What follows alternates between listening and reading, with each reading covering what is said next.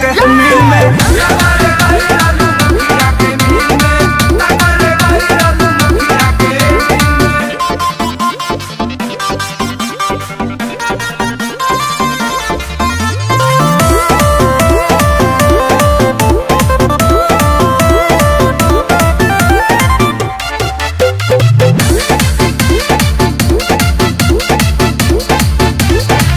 पहिले से ढीला ढाला लगता कमरिया, बहरुआ घायल पूरा लूट के लहरिया। हाँ, थोड़ा डाइटिंग कर रही हूँ।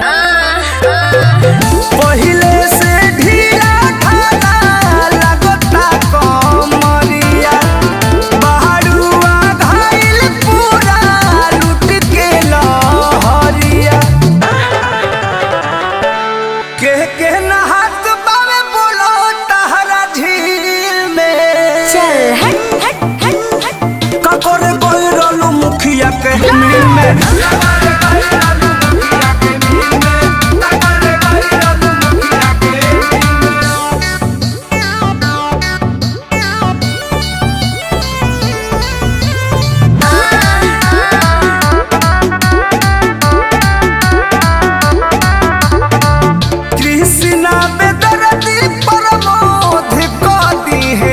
अरे क्या रे क्या रे? एहने मोन जालू तो दिलवा दुखाला जामो। अच्छा अच्छा अच्छा।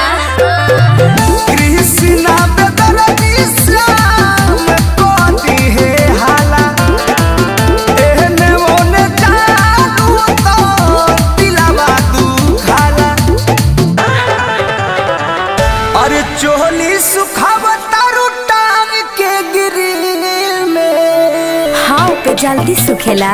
ककोरे कोई रोलू मुखिया के मिल में।